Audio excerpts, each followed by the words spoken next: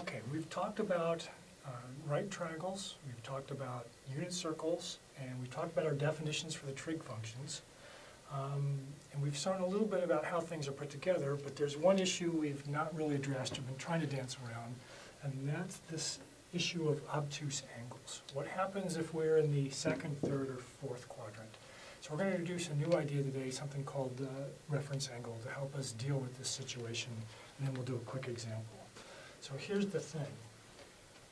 If I want to talk about this in terms of triangles, for whatever reason I decided it's advantageous to look at it in terms of a triangle, there's a hidden triangle here right there, and then if I have this angle psi, the thing to notice is theta plus psi is pi. And if I want to put this in terms of triangles,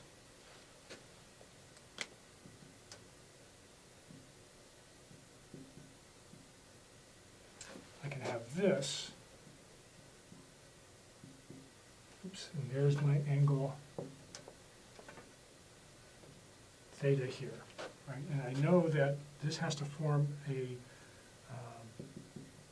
half circle, so going from here to here is going to give me half of a full circle of 1 pi. Okay?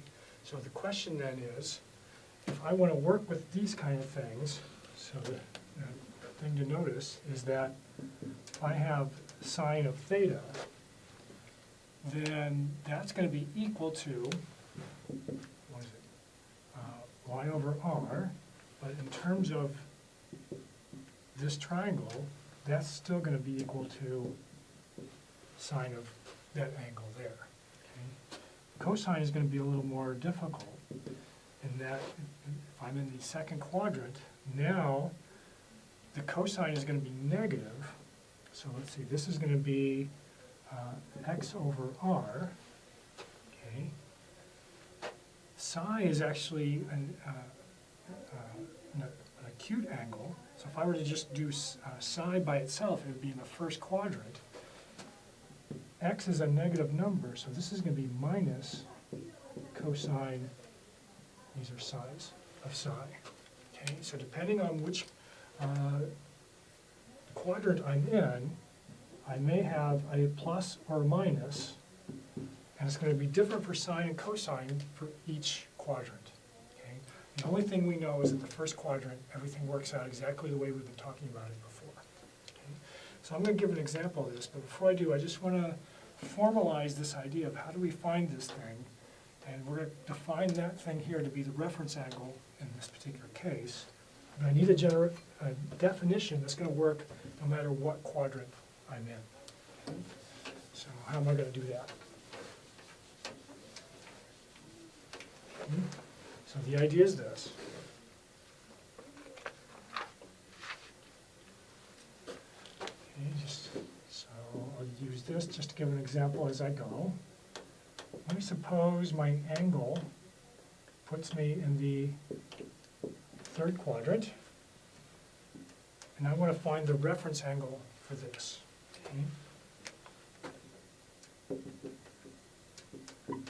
So the first step is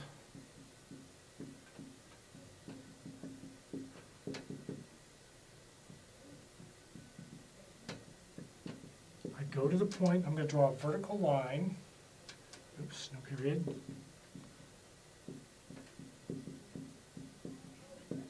and that vertical line is going to go straight to the horizontal axis. Right? That right there is now what's going to be defining the triangle that I'm going to work with. Okay? All right.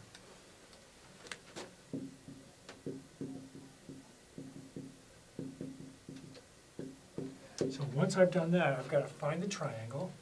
This triangle is going to be in different places if I'm in the second, third, or fourth quadrant, but it's always going to be between the horizontal axis and the radius coming out. It's just that this vertical line is going to be in different places. Sometimes it's going to go upwards, sometimes it's going to go downwards. And so now,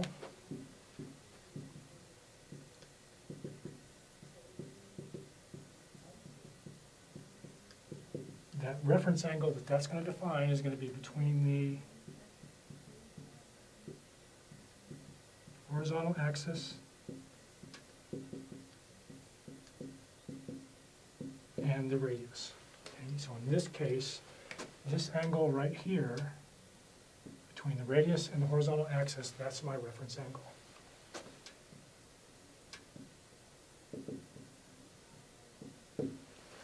Okay? All right. So in the third quadrant, what's going to happen is that if I take theta and then back up by the reference angle, I'm going to end up at half a circle. Okay?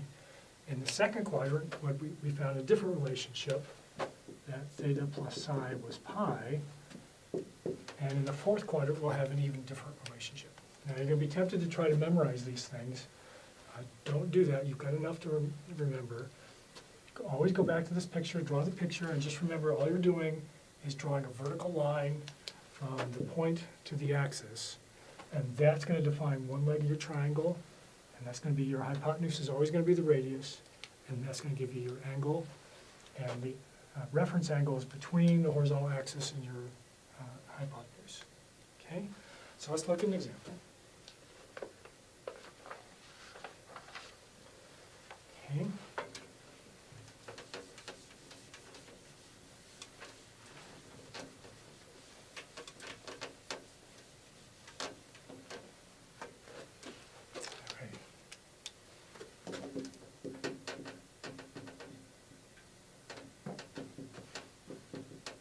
Suppose you're given a piece of information. Suppose I tell you that the sine of pi over 8 is equal to the square root of 2 minus the square root of 2 all over 2. Okay, so that's a piece of information I'm given to me. I don't even know if it's true or not. I'm just going to assume it is and run with it.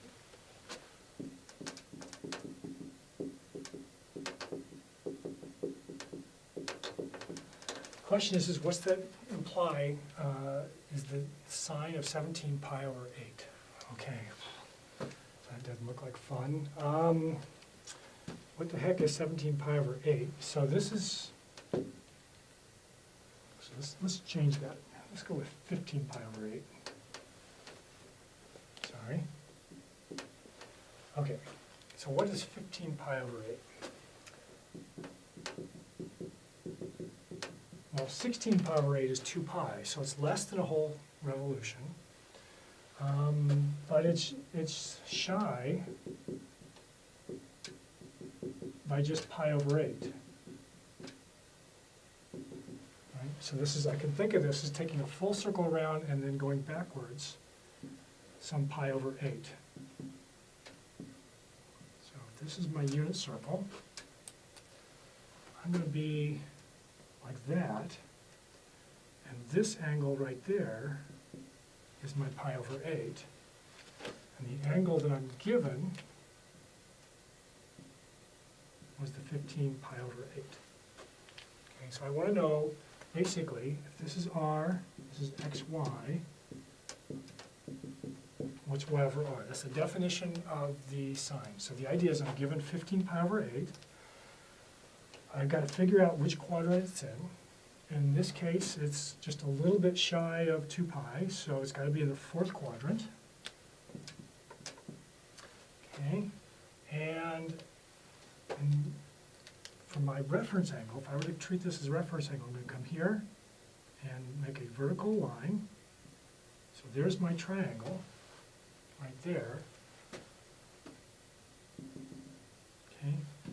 If I were to think about where is pi over 8, pi over 8 is going to be in the first quadrant. So sine of pi over 8 is going to be positive.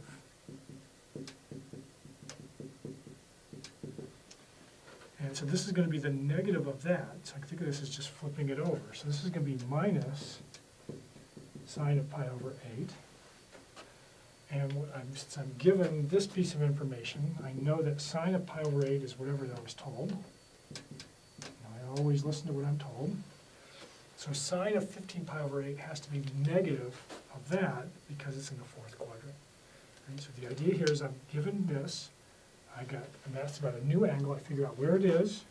I figure out what its reference angle is and got lucky, and it's the same thing. But I have to know that sine is going to be negative down here, and that this is going to be the same distance here as here, and I can go from there, okay?